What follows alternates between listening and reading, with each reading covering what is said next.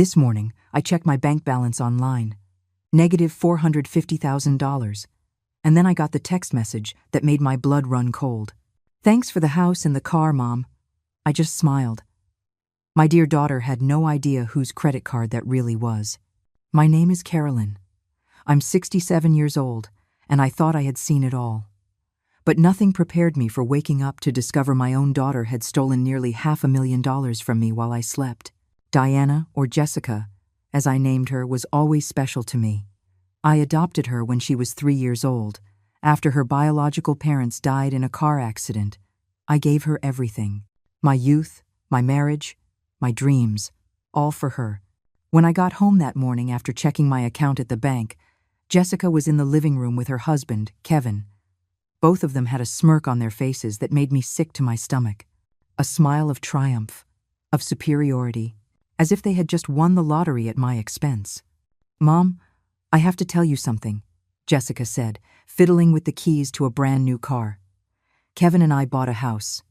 A beautiful house," she said, with a yard and 3 bedrooms. She'd always dreamed of having her own home. "And where did you get the money?" I asked, though I already knew the answer. My voice was calm. Too calm. "Well," Kevin cleared his throat, "we used your card. Jess said it was money you had saved up for us. For our future. After all your hard work, we figured it was only fair that you help us get started." How convenient. How perfectly calculated. My daughter had been stealing from me in small increments for months. Little amounts she thought I wouldn't notice. But this time, she'd gone for the big score. $450,000 in one go. "Jessica," I said, "do you know which account you took that money from?" She shrugged. "From your savings account, Mom, the one you've had for years. The one you used to pay for the house, for groceries, everything." She laughed, a sound that broke my heart. "Honestly, I didn't know you had that much money stashed away. You're always complaining about barely making ends meet." "Yeah," Kevin added. "Jess told me you were living pension check to pension check, that you barely had enough for food. But it turns out you were rich and didn't tell us a thing. Why would you lie to us?" I stood there in silence. I looked at them, these 2 young people, so sure of themselves, so proud of their little heist. They had no idea what they had just done. They didn't know who I really was. For years, I had kept my personal life separate from my professional one. Jessica believed her mother was a poor old woman who cleaned offices for a living. I never told her about my properties, my investments, or the logistics company I had built from the ground up. "Do you think it's okay to steal from your mother?" I finally asked. "It's not stealing," Jessica stood up, her voice turning defensive. "It's using what's rightfully mine. After everything I've put up with, living in this old house, wearing secondhand clothes, pretending we were poor when you had all this money hidden away. Everything you've put up with," I repeated slowly. "You mean like when I worked 3 jobs to pay for your college tuition? Or when I sold my car to buy you that green prom dress you wanted so badly? Or maybe when I mortgaged this house to pay for your wedding?" "That's different," Kevin mumbled. "That was your obligation as a mother." My obligation. As if being a mother was the same as being an ATM. As if adopting her, loving her, raising her, was a debt I had to keep paying until the day I died. Jessica walked up to me, her eyes shining with a cruelty she had learned to hide so well. "Look, Mom, it's done. The house is in our name. The car, too.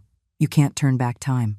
And honestly, after all these years of keeping up this poverty act, I think we deserve this." "Poverty act?" I asked. "Yes," she crossed her arms. "Always crying about not having money, about how hard life was, how you had to work so much. But it turns out you had almost $500,000 just sitting there. Do you know how humiliating it was for me to grow up thinking we were poor? Do you know how many times I was embarrassed to bring friends over because I thought we had nothing?" Kevin nodded. "Jessica suffered a lot because of you, always feeling like she was less than everyone else. Now she can finally have what she deserves. What she deserves. After stealing from me, after lying to me, after treating me like an obstacle in their perfect lives. All right," I said finally, "enjoy the house. Enjoy the car." Jessica blinked, surprised by my reaction. "Really? You're not going to make a scene?" No, I smiled. I just hope it's worth it. And it was true. Because what Jessica didn't know, what neither of them knew, was that the account they had emptied wasn't my personal savings. It was my company's operating account. An account that was audited monthly. An account that had insurance, legal protections, and above all, an account that did not belong to them in any way, shape, or form. By the next day, they would be crying at my door. But this time, I wasn't going to open it. That night, I couldn't sleep. Not from sadness, but from the rage burning in my gut. I lay awake remembering every moment, every sacrifice I had made for Jessica, every time I gave something up for her, every time I swallowed my pride to give her what she wanted. When I adopted her, she was a scared little girl who cried every night. I promised her she would never want for anything, and I kept that promise. I worked cleaning offices during the day and studied accounting at night. When I finally managed to open my small logistics company, I decided to keep it a secret. I wanted Jessica to have a normal childhood, without the pressure of knowing her mother handled a lot of money. How stupid I was. The next morning, my phone rang. It was Arthur, my lawyer and accountant. His voice was tense. "Carolyn, we have a serious problem. Someone withdrew $450,000 from the Translogistics operating account. The bank called me because it's an unusual amount and they need authorization for the monthly report." "I know, Arthur. It was my daughter." Silence on the other end of the line. Then, a deep sigh. "Carolyn, that account is registered as a business asset.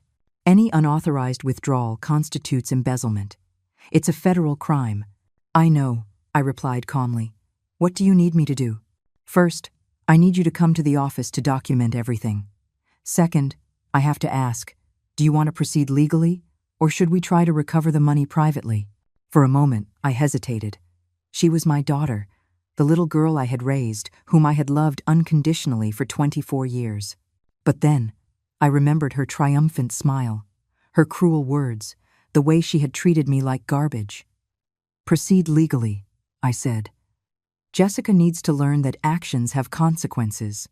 That afternoon, driving to Arthur's office, I passed through the neighborhood where Jessica had bought her new house. It was an elegant residential area with large houses and perfect lawns. The house she had bought with my stolen money was beautiful. A white facade, huge windows, a red sports car parked in the driveway. I stopped in front of the house and watched for a few minutes. Jessica was in the yard, watering some newly planted flowers.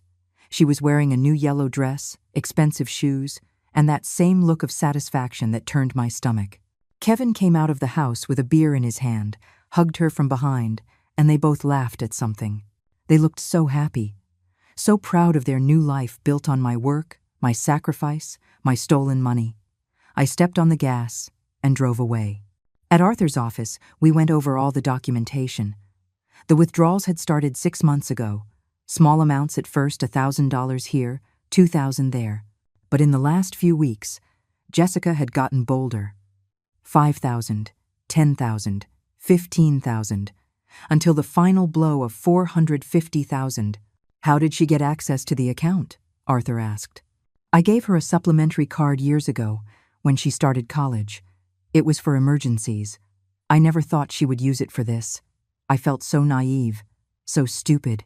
I always checked the statements, but they were small amounts at first. I thought they were legitimate expenses.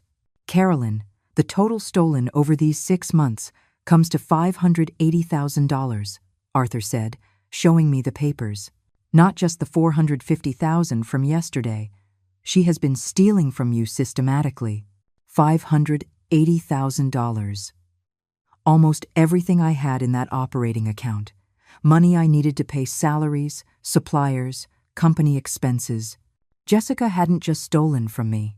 She had stolen from my employees, from their families. "What happens now?" I asked. "We file the report today. The bank freezes all transactions related to that card. And since she used the money to buy real estate and a vehicle, we can request the immediate seizure of both as evidence of the crime." "How long will that take?" "If all goes well, we'll have the court orders by tomorrow afternoon. Jessica is about to find out she robbed the wrong account." That night, I decided to stay in a hotel. I couldn't be in my house, waiting for Jessica to come celebrate her theft, to rub her new life built on my pain in my face. I chose the Emperor Hotel, the most elegant in the city. I booked the presidential suite. If I was going to plan my revenge, I was going to do it in style. From my window, I could see the whole city, all the lights, all the buildings, the entire life I had built in silence, while Jessica believed her mother was just a poor old cleaning lady. My phone rang. It was Jessica. "Mom, where are you? I came home to show you pictures of the new house, and you're not here." "I'm busy," I replied. "Busy with what? Cleaning offices this late?" She laughed. "Mom, you don't have to work so hard anymore. Now that we know you have money saved up, you can relax a little." "Jessica, I have a question for you." "What is it? Did you ever wonder where the money you stole came from?" Silence. Then, her voice turned defensive. "I didn't steal anything. I used money that was rightfully mine. Money you had been hiding from me my whole life. And what if I told you that money wasn't mine? What are you talking about? What if I told you that you just committed a federal crime?" Jessica laughed, but it sounded nervous. "Mom, stop being so dramatic. It's your money, your card. There's no crime." "You'll find out tomorrow," I said, and hung up. The next morning, Arthur called me early. "We have the orders. The agents are on their way to the house. They're also going to impound the car. Jessica will be served with a court summons in a few hours." "What's going to happen to her?" "Depending on whether she cooperates, she could face between 5 and 10 years in prison for embezzlement and fraud. Plus, she'll have to pay back every cent, plus interest and penalties. 5 to 10 years. My daughter could go to prison for 5 to 10 years. For a moment, I felt a pang of pain. But then I remembered her words. It's my obligation as a mother. I remembered how she had treated me, how she had justified stealing from me, how she had celebrated ruining my life. Jessica had chosen this path. Now she would have to walk it to the end. At 11 in the morning, my phone started blowing up with calls. Jessica, Kevin, unknown numbers. I didn't answer any of them, but I did read the text messages that flooded in over the next few hours. "Mom, answer the phone right now." "What have you done?" "The police took our car." "Mom, please call me. I'm desperate. You are a terrible mother. How could you do this to me?" "Mom, I'm sorry. Please, let's fix this." Each message was more desperate than the last. Jessica had finally understood that she had robbed the wrong account, that she had completely underestimated her mother, that she had played with fire and gotten burned. But I was just getting started. At 2 in the afternoon, I decided to do something I hadn't done in years. I went shopping, not just anywhere.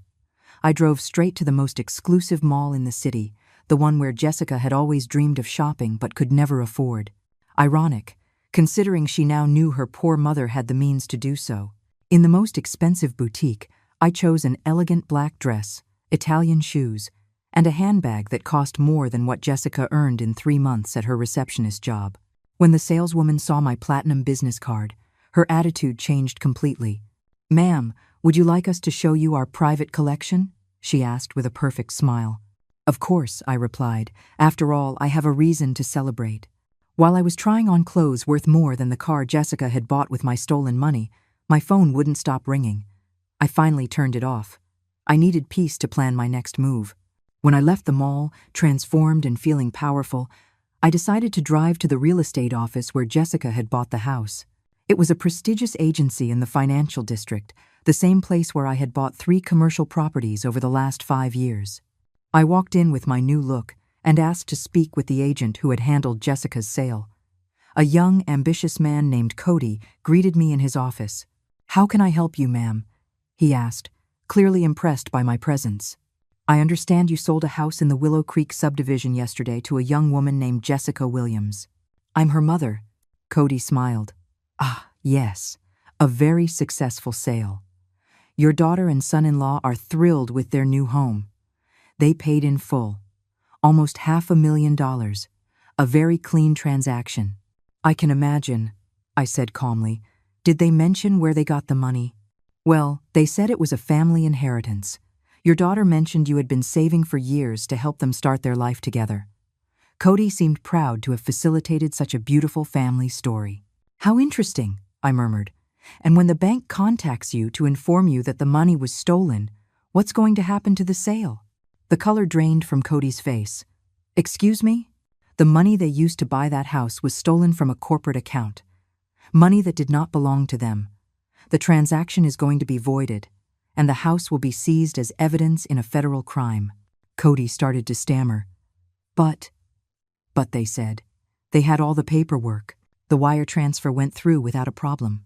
Of course it did. It was my money. I stood up. They just didn't have authorization to use it. Your agency just facilitated the purchase of a property with stolen funds. I hope you have a good legal department.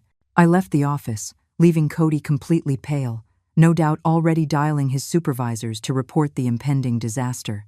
My next stop was the dealership where Jessica had bought the car, a luxury imported car agency where I had never set foot, but whose reputation I knew because several of my corporate clients shopped there. The manager, an older man named Gene, recognized me immediately. Mrs. Miller, what a surprise to see you here. Are you finally going to buy that Mercedes I recommended last year? Hello, Gene. I'm here on a different matter. Yesterday, you sold a car to my daughter, Jessica Williams. A red BMW.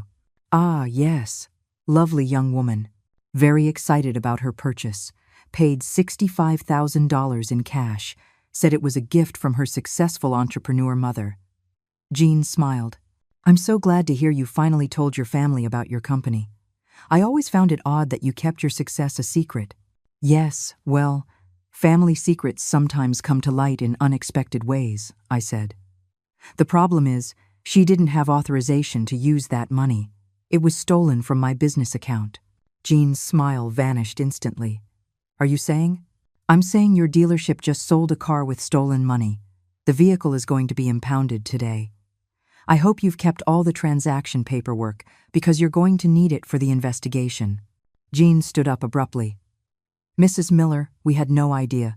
The transaction seemed completely legal. Your daughter presented identification.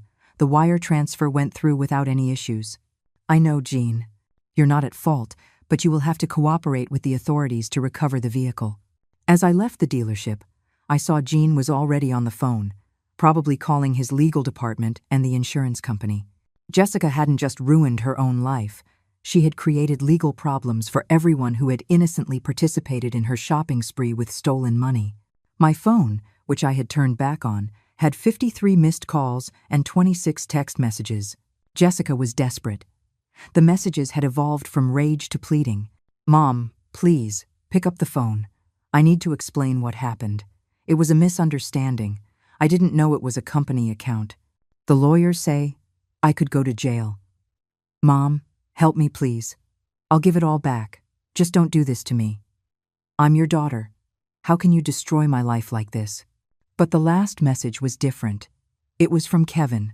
Mrs. Miller, we need to talk. Jessica is having a panic attack.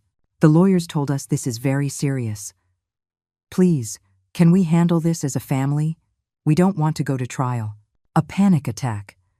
After 24 years of treating me like her personal maid, after stealing almost $500,000, after celebrating the ruin of my life, Jessica was having a panic attack because there were finally consequences for her actions. I decided to answer that message. Kevin, you should have thought about the consequences before you stole the money. It's too late for family arrangements now. His reply came in seconds. Please, ma'am, Jessica didn't know it was a company account. She thought it was your personal money. It was an innocent mistake. An innocent mistake. Stealing $580,000 over 6 months was an innocent mistake. Kevin, an innocent mistake is using the wrong card at the grocery store. Stealing $500,000 to buy a house is a premeditated crime. Jessica knew exactly what she was doing. But she's your daughter, ma'am. Your own adopted daughter. How can you send her to jail? There it was, the adoption card. The emotional play they knew would hurt me, reminding me that Jessica wasn't my biological child, as if that meant I had less right to expect respect and honesty from her. Kevin, it's precisely because she is my adopted daughter, because I chose her, because I gave her all my love and my life, that her betrayal hurts more. A biological child might disappoint you by accident. An adopted child who steals from you is a knife straight to the heart. There was no reply after that. That night, from my hotel suite, I called Arthur for a full report. The seizure orders were executed successfully, he said. The house is sealed, and the car is in the judicial impound lot. Jessica and Kevin had to leave the property with only what they could carry in a suitcase. Where are they now? As far as we know, they're staying in a cheap motel on the outskirts of the city. Jessica has hired a public defender. Her first hearing is the day after tomorrow. What are her chances? Carolyn, let's be honest. With all the evidence we have, it's almost impossible for her to avoid prison. The only way would be if you dropped the charges and they reached a private settlement for restitution. And if I don't drop the charges? Between 5 and 10 years in federal prison, plus full restitution, plus fines and interest, her life, as she knows it, is over. 5 to 10 years. My daughter, the little girl I had raised since she was 3, could spend the next decade in prison for stealing from me. Did it hurt? Of course it hurt. But what also hurt was every cruel word she had said to me, every time she had treated me like trash, every moment she had celebrated destroying my life. Arthur, I said finally, proceed with everything. Jessica needs to learn that decisions have consequences, and I need to learn to stop protecting people who hurt me.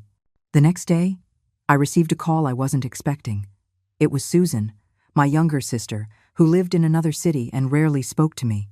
Carolyn, Jessica called me crying. She told me what's happening. Is it true you're going to send her to jail? Jessica stole $580,000 from my company, Susan.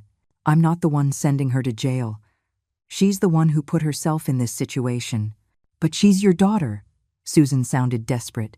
You raised her from a baby. How can you be so cold? Cold? I repeated slowly. Susan, do you know how many times Jessica told me I was a burden to her? Do you know how many times she made me feel like I owed her something just for existing?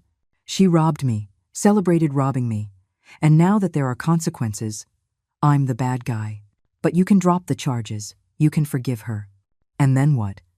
She robs me again in 6 months? She keeps treating me like garbage because she knows there will never be consequences? My voice was breaking, not from sadness, but from years of suppressed rage. Susan, Jessica, never respected me. She never valued anything I did for her. To her, I was always just a walking ATM. Carolyn, please. No, I cut her off. For 24 years, I gave her everything. I gave up having more children for her. I gave up remarrying for her. I worked day and night to give her everything she wanted, and she repaid me by stealing from me and humiliating me. No more, Susan. It's over. I hung up the phone feeling a strange mix of relief and pain. It was the first time in years I had said out loud everything I had sacrificed for Jessica, everything I had given up for a daughter who never appreciated it. An hour later, another message from Jessica arrived. This one was different, longer, more desperate. Mom, I know you're furious with me and you have every right to be. I know what I did was wrong, but please, don't let this destroy our family forever. I'm willing to give back all the money, to work to pay you back for years if I have to. But please, don't send me to jail. I won't survive in there. I'm begging you, as your daughter, as the little girl you raised, give me a chance to fix this. For the first time in days, Jessica sounded genuinely remorseful. She wasn't blaming me. She wasn't justifying her actions. She wasn't playing the victim card. She was admitting her mistake and asking for forgiveness. For a moment, my heart softened. Maybe we could fix this. Maybe she had learned her lesson. Maybe. Then I remembered something. I remembered the smile on her face when she told me she had used my money. I remembered how she had celebrated her cleverness in robbing me. I remembered every cruel word, every moment of contempt, every time she had treated me like I was worthless. And I remembered something more important. This hadn't been an impulse. Jessica had been stealing from me for 6 months. She had planned the big heist. She had calculated exactly how much to take to buy the house and the car. It had been methodical, deliberate, cruel. I replied, Jessica, if you were truly sorry, you wouldn't have stolen from me in the first place. If you truly loved me as a daughter, you wouldn't have celebrated ruining my life. Your remorse only came when you found out there were consequences. That's not real remorse. It's fear. Her response was immediate. Mom, please, I'm young. I made a mistake. Everyone deserves a second chance. Jessica, you had 28 second chances over 6 months. Every time you used my card, you had a chance to stop. Every time you saw the money in your account, you had a chance to return it. Every time you lied to my face about your expenses, you had a chance to confess. You used all your chances, stealing more from me. That afternoon, I decided to do something I had been putting off for years: visit my parents' grave. It had been 3 years since I'd been to the cemetery. There were always excuses. Work, Jessica needed something. I didn't have time. I drove to the cemetery and sat in front of Mom and Dad's headstones. For the first time in years, I cried. But I didn't cry for Jessica. I cried for myself. For all the years I had lost being the perfect mother to a daughter who never valued me. For all the opportunities for happiness I had rejected to dedicate myself completely to someone who saw me as an obstacle. Dad, Mom, I spoke aloud. I think I got it wrong. You taught me to love, to give, to sacrifice for family, but you never taught me when to stop. You never taught me that love without respect is abuse, that giving without limits is self-destruction. The wind rustled the leaves in the trees, and for a moment I felt as if my parents were there, listening. Jessica is going to go to jail, I continued. And I know you would say I should forgive her, that she's my daughter, that family is the most important thing. But I also know that you would never have stolen from me, that you would never have treated me with the contempt she has shown me, that you would never have celebrated destroying my life. I stayed there until the sun began to set. When I stood up to leave, I felt different, lighter, as if I had left a heavy burden beside those graves. That night, in my hotel suite, Arthur called with an update. Carolyn, Jessica's lawyer, contacted me. He wants to negotiate a plea deal. Jessica is willing to plead guilty in exchange for a reduced sentence and a payment plan for restitution. What kind of reduced sentence? Probably 2 years in prison instead of 5 to 10, plus 5 years of probation during which she would have to pay the full restitution. 2 years. My daughter would spend 2 years in prison. And if we reject the deal, we go to trial, where she will likely receive the full sentence, 5 to 10 years, with no possibility of early parole.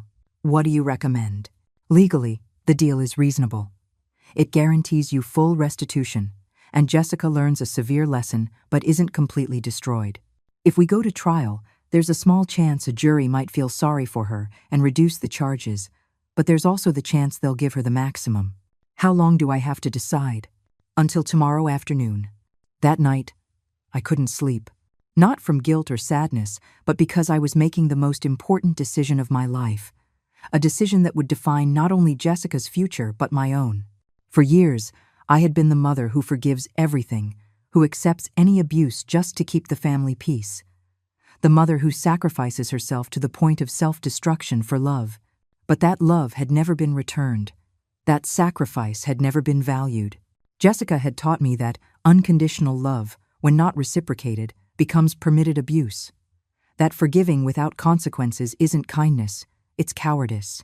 That being a good mother doesn't mean letting your daughter destroy you. At 3 a.m, I made my decision. I sent a message to Arthur. We reject the deal. We're going to trial. Jessica needs to face the full consequences of her actions. And I need to learn to value myself as much as I've valued others. The next day, Jessica would learn that her mother had chosen justice over emotional blackmail, that she had chosen respect over the fear of conflict, that she had finally chosen to protect herself instead of the one who was hurting her. For the first time in 24 years, I had chosen Carolyn. The day of the trial arrived faster than I expected. For the 2 weeks prior, Jessica had tried everything to get me to change my mind. Handwritten letters, calls from distant relatives. She even showed up at my translogistics office trying to talk to me. That visit had been particularly revealing. Jessica had arrived with Kevin, both dressed in black as if for a funeral, with faces of misunderstood victims. My assistant, Brenda, had warned me they were in reception. Mrs. Miller, there's a young woman here who says she's your daughter. She's very upset and insists on seeing you. Send her in, I said. It was time for Jessica to see who her mother really was. When they walked into my executive office with its panoramic city view, mahogany furniture, and original paintings on the walls, Jessica froze. Her eyes scanned every detail. The latest computer, the framed diplomas on the wall, the photos of me with other prominent business leaders in the city. "This island, this is yours," she murmured, still processing the reality. "Yes, Jessica, this is Translogistics, the company I built over the last 15 years while you believed your mother was a poor cleaning lady." Kevin was also in shock. "Mrs. Miller, we didn't know you were." "That I had what, Kevin? Success? Money? Value beyond being Jessica's maid?" I sat behind my executive desk, feeling powerful. "For years, I allowed you to see me as the poor, needy mother. But it turns out you were the poor ones. Poor in spirit, poor in values, poor in gratitude." Jessica approached my desk with tears in her eyes. "Mom, I didn't know any of this. If I had known you were so successful, I never would have." "Never would have what, Jessica?" "Never would have stolen from me, or never would have treated me like garbage." I stood and walked to the window. "The problem isn't that you didn't know how much money I had. The problem is that you thought it was acceptable to steal from me regardless of how much I had." "But Mom," "Now I understand. Now I see I was completely wrong about you. I can change. I can be the daughter you deserve." I turned to look at her directly. "Jessica, do you know the difference between you and me? When I was young and made mistakes, I learned from them and changed my behavior. You make mistakes and only change when there are consequences you can't avoid." "That's not true," Kevin protested. "Jessica is truly sorry. We've talked a lot about this and she understands what she did was wrong." "Kevin, Jessica has had 24 years to treat me well. 24 years to value my sacrifices. 24 years to show me respect." Her remorse arrived exactly when she realized she was going to jail. Not a moment sooner. Jessica knelt beside my desk. Literally knelt. "Mom, I'm begging you. I'm your daughter, the little girl you adopted, raised, and loved. You can't send me to jail. You can't destroy my life like this." "Jessica, get up off the floor. I will not allow you to use emotional blackmail on me, ever again." My voice was firm, cold. "I'm not destroying your life. You destroyed your own life when you decided to steal from me. I'm just refusing to be an accomplice to your self-destruction. But the adoption. Mom, you chose me. You said you loved me as if I were your biological daughter. And I loved you exactly like that, Jessica. But love has limits. Love doesn't mean allowing someone to abuse you indefinitely. Real love includes consequences when someone you love makes destructive choices." Kevin tried to intervene. "Mrs. Miller, we understand you're hurt, but Jessica is family. Family forgives. Family supports each other." "Kevin, for years I was the only one in this family who forgave, who sacrificed, who gave support. Jessica never forgave me a single mistake. Never gave me emotional support. Never sacrificed for me. This family was a one-way street where I gave everything and she took everything." Jessica stood up, her face transforming from pleading to rage. "You know what, Mom? Maybe you're right. Maybe I wasn't the perfect daughter. But you weren't the perfect mother either. Always working, always worried about money, never emotionally available." There she was, the real Jessica. When pleading didn't work, she went back to blaming me. "Jessica, I worked so much precisely to give you everything you wanted. And as for being emotionally available, how many times did I ask about your day and you didn't answer? How many times did I try to hug you and you pushed me away? How many times did I try to have deep conversations with you and you told me you were busy? That's different." "No, Jessica, it's exactly the same. The difference is that when you rejected me, I kept trying. When I needed emotional support, you were never available." Kevin took Jessica by the arm. "Come on, honey. It's clear she's already decided to destroy you. There's nothing more we can do here." "Kevin," I said as they headed for the door, "one last thing. Jessica didn't keep my company a secret because she wanted to protect me or give me a normal childhood. She kept me a secret because she was ashamed of me, because the role of the poor victim suited her better than the role of a successful entrepreneur's daughter." Jessica turned at the door. "That's not true." Isn't it? Then explain to me why, when you went to birthday parties for your rich friends from school, you always said your mother couldn't come because she had to work cleaning. You never invited me because you were ashamed of your adoptive mother, the poor cleaning lady. Jessica didn't answer because she knew it was true. Get out of my office, Jessica, and the next time you want to see me, let it be in court. They left without another word. That afternoon, Arthur called to confirm the trial details. Carolyn, I have to ask you one more time. Are you sure about this? Once the trial starts, there's no going back. Jessica will get the full sentence. I'm sure, Arthur. For the first time in years, I'm completely sure of something. All right. The trial starts tomorrow at 9 in the morning. The prosecutor is confident. With all the evidence we have, it's practically impossible for Jessica to avoid prison. How much time do you think she'll get?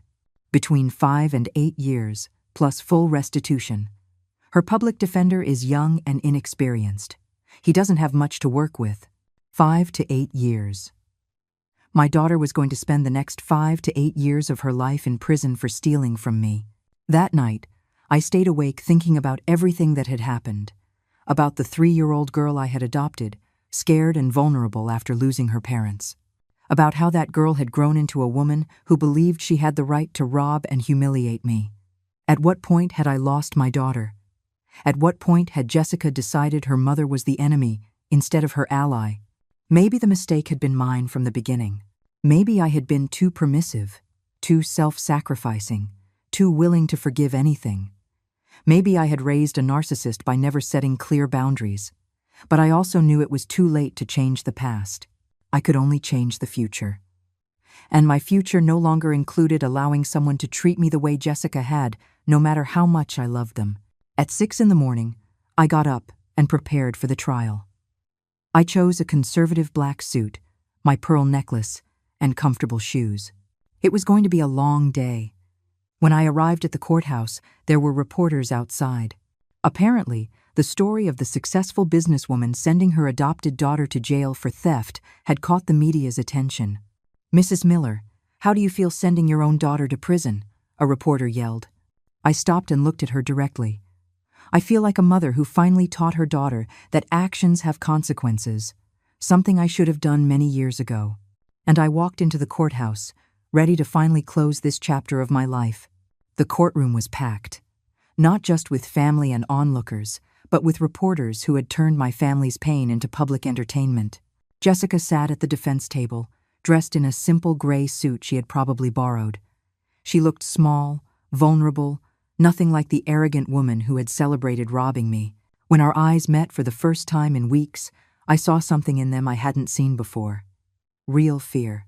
Not the manipulative fear she used when she wanted something, but genuine terror of what was about to happen to her.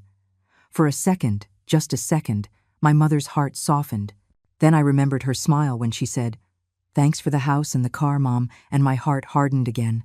The prosecutor, a serious man named Mr. Davis, presented the case with surgical precision. Every transaction, every withdrawal, every lie meticulously documented. The evidence was overwhelming. $580,000 stolen over 6 months from a business account to which Jessica only had access for emergencies. Ladies and gentlemen of the jury, Mr. Davis said in his opening statement, "This is not a case of a desperate daughter taking money in a family emergency.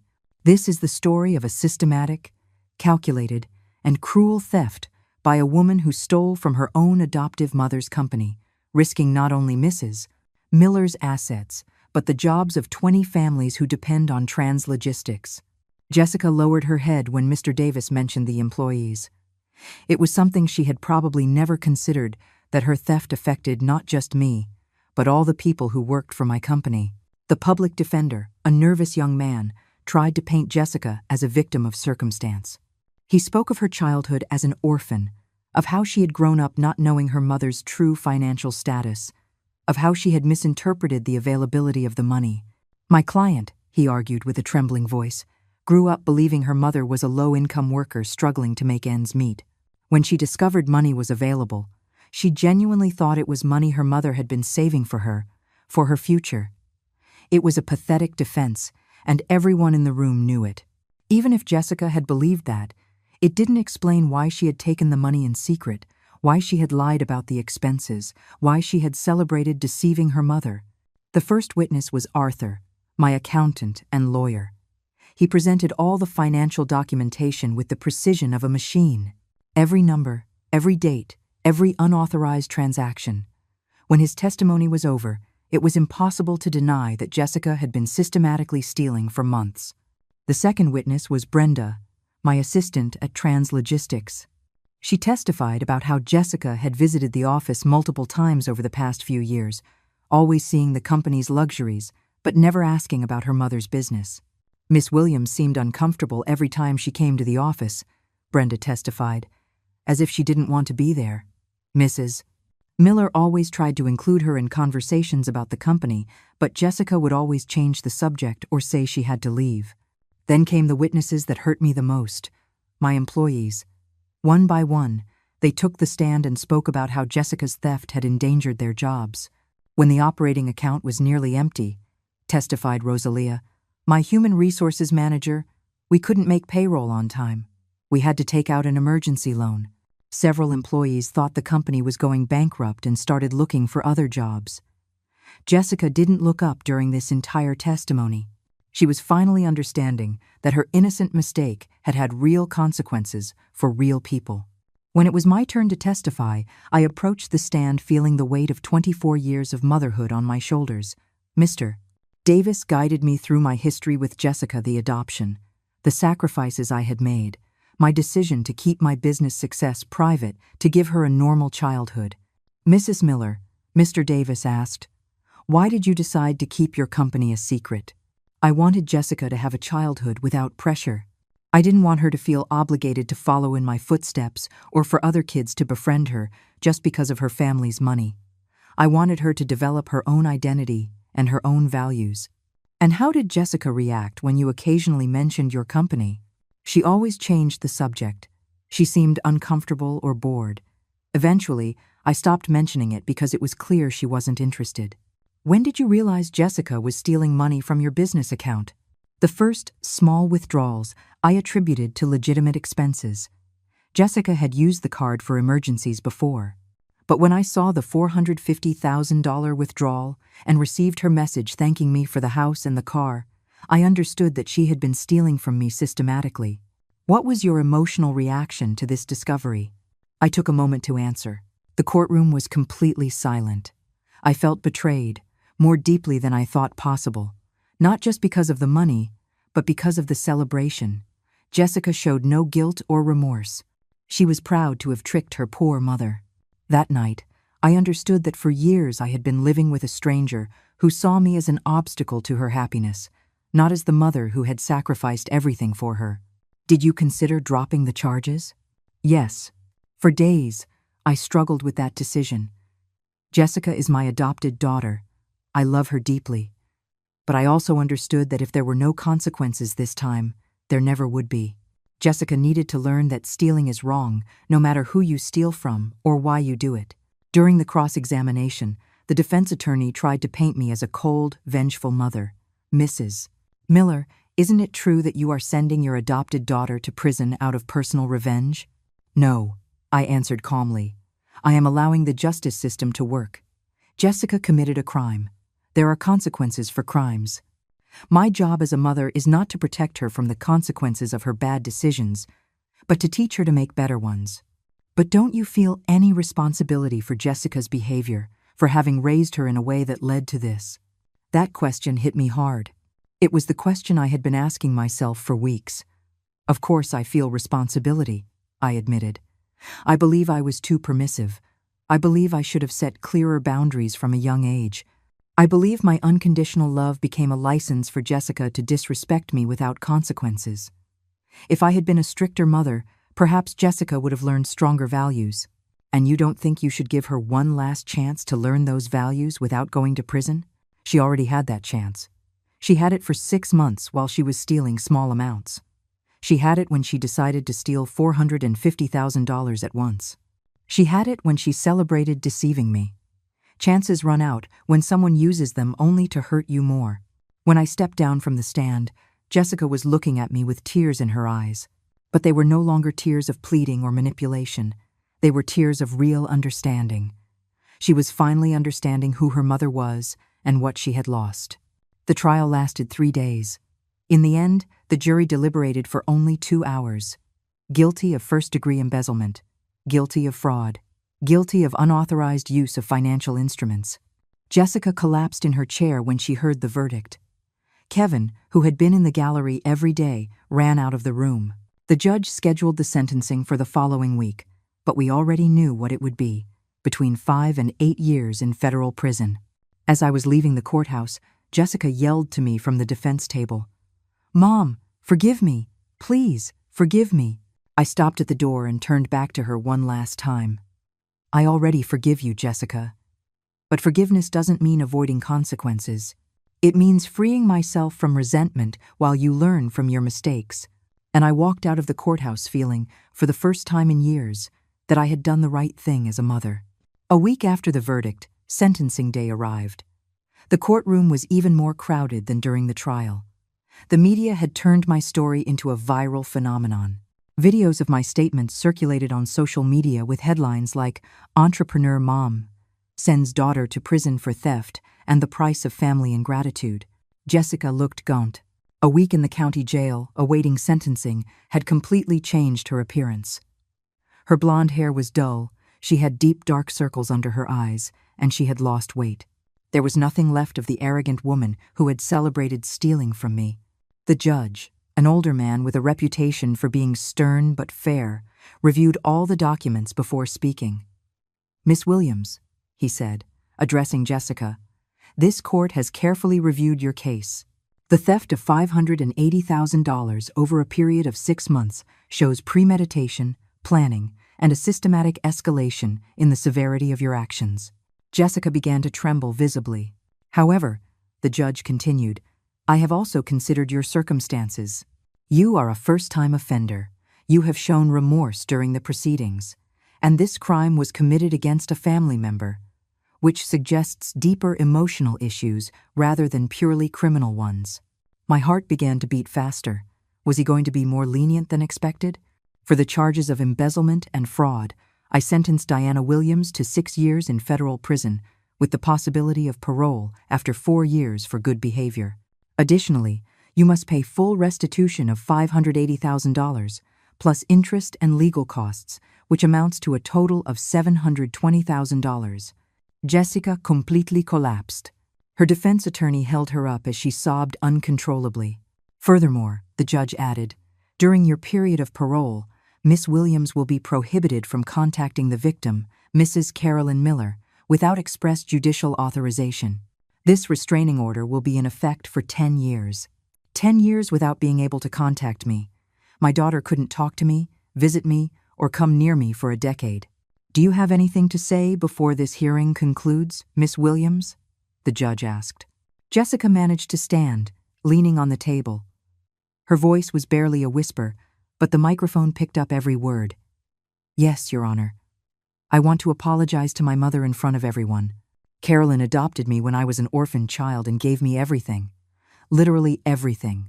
Her time, her money, her love, her dreams. And I repaid her with cruelty and ingratitude." Tears streamed down her face. "For years, I treated her like she was my personal servant, like she owed me something just for existing. I never valued her sacrifices. I never respected her love. And when I found out she had money, my first reaction was to steal it and celebrate having deceived her." The silence in the room was total. Even the reporters had stopped writing. "Mom," Jessica looked directly at me. "I know it's too late. I know I destroyed our relationship forever. But I want you to know that now I understand everything you did for me. I understand what I lost. I understand that you weren't my enemy. You were my greatest protector, and I was too blind and too cruel to see it." Her voice broke completely. "If I could turn back time, I would change everything. I would treat you with the respect you always deserved. I would value every sacrifice you made. I would love you the way you loved me. But it's too late for that. I can only hope that someday, when I get out of prison, you can find in your heart a small space to forgive the daughter who failed you so completely." She sat down and continued to weep silently. The judge looked at me. "Mrs. Miller, do you wish to make a statement?" I stood up slowly. For weeks, I had thought about this moment, about what I would say to Jessica if I had the chance. "Your Honor, for 24 years, I was the mother who forgave everything, who accepted any abuse, who sacrificed everything just to keep the family peace. I thought unconditional love meant love without limits, love without consequences, love that allows any behavior just so you don't lose the person you love." I looked directly at Jessica. But that kind of love isn't real love. It's codependency disguised as kindness. It's fear disguised as generosity. For years, I allowed Jessica to disrespect me because I was terrified of losing her love. But what I didn't understand is that respect that is lost without consequences can never turn into real love. My voice grew stronger. "Jessica, I love you. I will always love you. You are my adopted daughter, the little girl I chose to love when you were 3 years old. But loving you doesn't mean letting you destroy me. Loving you means doing the hard thing when it's necessary, even if it means setting boundaries that hurt." I paused to control my emotions. "I accept your apology. I believe you finally understand what you've lost. But apologies don't erase actions. Remorse doesn't eliminate consequences. You are going to prison not because I'm a cruel mother, but because decisions have outcomes, and you made decisions that led to this outcome." Jessica cried silently as I spoke. "I hope you use these years in prison to become the woman you always had the potential to be. The woman who values the people who love her. The woman who understands that gratitude is not weakness, but strength. The woman who knows that respect is the foundation of any real relationship." I took a deep breath before finishing. "And when you get out of prison, if you have truly changed, if you have truly learned these values, maybe we can rebuild some kind of relationship. But it will be a different relationship, one based on mutual respect, not on my fear of losing you and your certainty that you can treat me badly without consequences." I sat down, feeling as if I had closed a chapter of my life that had been open for far too long. The judge banged his gavel. "Court is adjourned. Miss Williams will be transferred to the assigned federal institution within the next 2 weeks." As Jessica was escorted out of the courtroom in handcuffs, she looked at me one last time. In her eyes, there was no longer pleading or manipulation, only genuine sadness and, for the first time in years, real respect for me. I walked out of the courthouse surrounded by reporters shouting questions, but I didn't answer any. I had more important things to do. That afternoon, I drove straight to Translogistics. I had a company to run, employees who depended on me, and a life to rebuild. For the first time in 24 years, I was going to live for myself, unapologetically. Brenda greeted me with a hug. "Mrs. Miller, we all saw the news. How are you feeling?" "I feel free, Brenda. For the first time in years, I feel completely free." And it was true. The weight of 2 decades of codependent motherhood had lifted from my shoulders. I no longer had to walk on eggshells to avoid Jessica's anger. I no longer had to justify every decision in my life to someone who saw me as her enemy. I no longer had to live in fear of disappointing a daughter who had never valued anything I did for her. Jessica was going to spend the next 4 to 6 years in prison, and I was going to spend that time rediscovering who Carolyn was when she wasn't being the mother of an ungrateful daughter. For the first time in decades, the future looked bright. 6 months after Jessica's sentencing, my life had changed more than I ever could have imagined. Without the constant drama of dealing with her ingratitude and manipulation, Translogistics was thriving like never before. We had won 3 major contracts, expanded our team to 30 employees, and opened a second office in the next city over. But the most significant change wasn't professional, it was personal. For the first time in 24 years, I was living for myself. I had sold the house where I lived with Jessica. It was too big for me alone and filled with painful memories. Instead, I bought a modern penthouse in the city center, with a panoramic view, and all the luxuries I had always denied myself because I had to save for Jessica's future. I had also started doing things I had never allowed myself. Painting classes on Tuesday nights, a trip to Europe I had postponed for years, dinners at fancy restaurants without feeling guilty about spending money unnecessarily. It was as if I had woken up from a 2-decade-long dream where my only identity had been Jessica's mother. One Friday afternoon, while reviewing financial reports in my office, Brenda knocked on the door. "Mrs. Miller, there's someone here to see you. He says his name is Kevin, your daughter's husband." My stomach tightened immediately. "What does he want?" "He didn't say, just that it's urgent, and he needs to talk to you about Jessica." I hesitated for a moment. The restraining order only applied to Jessica, not to Kevin, but I had no desire to speak with him either. "Send him in," I finally decided. "But stay close, in case I need you to call security." Kevin walked into my office looking completely different from the arrogant man who had celebrated robbing me months ago.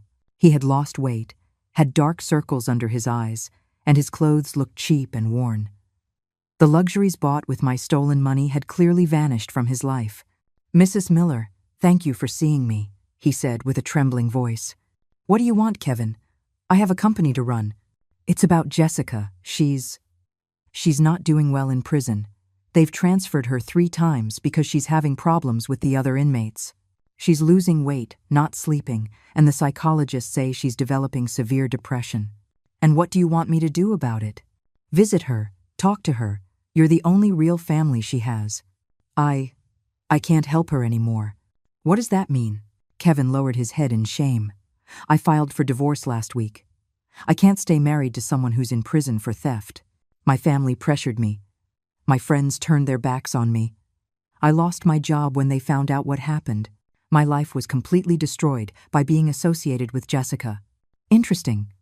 When Jessica had stolen money, Kevin was happy to be her accomplice. But when the consequences arrived, he abandoned her immediately. "Kevin, does that feeling seem familiar to you? The feeling of someone who is supposed to love you abandoning you when things get tough?" He looked at me, confused. "For years, Jessica abandoned me emotionally every time I needed support, every time I had problems, every time I felt alone, every time I needed my daughter. She wasn't available. But I never abandoned her. I never filed for divorce from being her mother. I was always there, no matter how she treated me." "But ma'am, this is different." "No, Kevin. It's exactly the same. The difference is that when Jessica treated me badly, I kept loving her unconditionally. When Jessica faces consequences for her actions, you abandon her immediately. Which one of us truly loved her?" Kevin didn't know what to say. "Do you know what I find most interesting about your visit?" I continued. "You didn't come here because you love Jessica and want to help her. You came here because you feel guilty for abandoning her, and you want me to do the emotional work you don't want to do." "That's not it, ma'am. I really do care about Jessica. If you really cared about Jessica, you wouldn't have filed for divorce while she's at her most vulnerable. You wouldn't expect her mother, whom she robbed and humiliated, to clean up the emotional mess you don't want to handle." I stood up and walked to the window. "Kevin, for 24 years, I was the person who was always available to clean up Jessica's emotional messes. The one who always forgave, who always gave second chances, who was always there no matter how she treated me. And you know what I learned?" "What?" "That when you're the person who always forgives, you become the person who always gets hurt. When you're the person who has no boundaries, you become the person everyone crosses. When you're the person who always rescues others from the consequences of their actions, you become the person who prevents them from growing and maturing." I turned to face him directly. "Jessica is in prison not because she's a bad person deep down, but because she never had to face real consequences for her bad decisions. Every time she did something hurtful or destructive, I rescued her. Every time she needed to learn a difficult lesson, I made it easy for her. Every time she should have felt guilt or remorse, I absorbed those emotions for her. But she's really suffering now, ma'am." "Yes, Kevin, now she is really suffering. And that suffering is exactly what she needs to become a better person.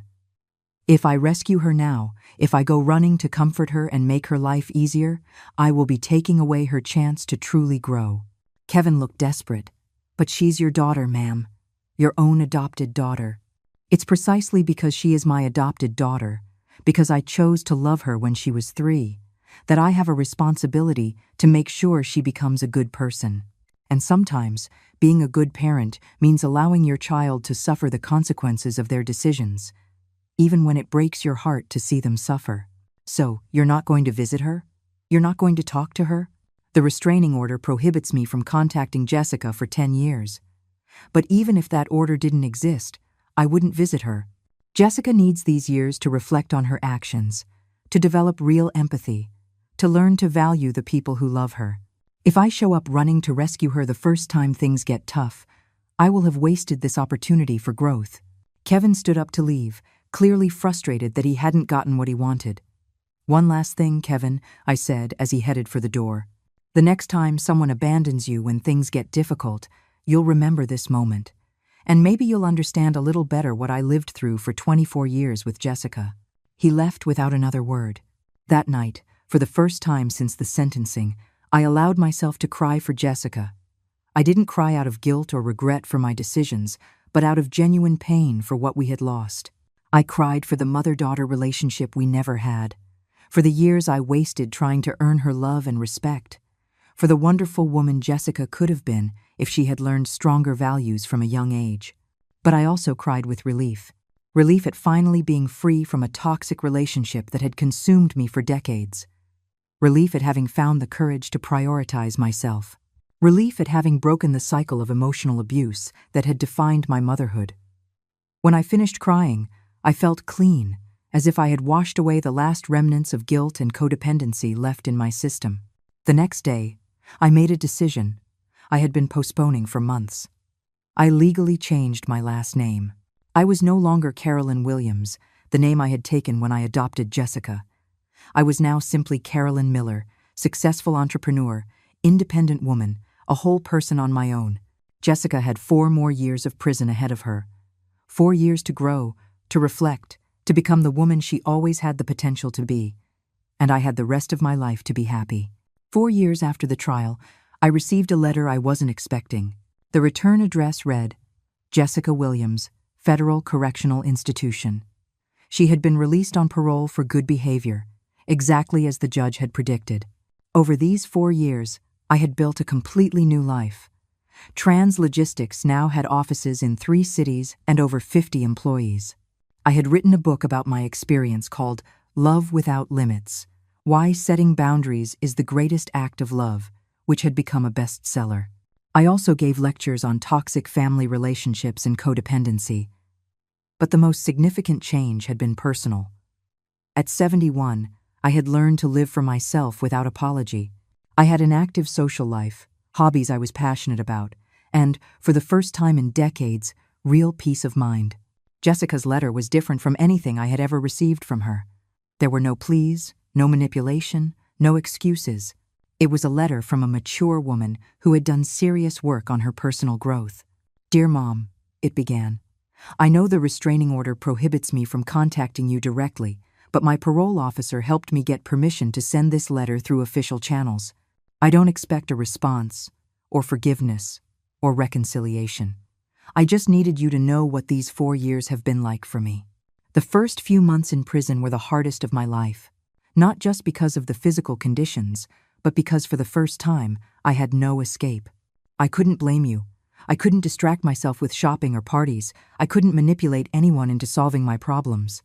I was completely alone with my thoughts and my actions. For the first year, I kept blaming you. I kept believing you were a cruel mother who had ruined my life out of revenge. But the mandatory therapy began to show me things about myself I had never wanted to see. My therapist, a woman named Patricia, asked me a question that changed everything. Can you remember any time in your adult life when you did something genuinely sacrificial for your mother? I tried to answer for weeks. I searched my memory for any moment when I had put your needs before mine, when I had done something difficult to make you happy, when I had sacrificed something important to me for your well-being. I couldn't find a single example. That realization destroyed me. I realized that for 24 years, I had been a daughter who only took, never gave. A daughter who saw her mother as a resource to be exploited, not a person to be loved and respected. A daughter who had mistaken your unconditional love for weakness, your generosity for obligation, your sacrifice for stupidity. I spent the 2nd year in prison, in a deep depression. Not because I felt like a victim, but because I finally understood the magnitude of what I had lost. I hadn't just lost my freedom, my house, my marriage. I had lost the only person in the world who had ever truly loved me, and I had lost her because of my own cruelty and ingratitude. During the 3rd year, I began working in more intensive rehabilitation programs. Anger management classes, group therapy for white-collar criminals, empathy development programs.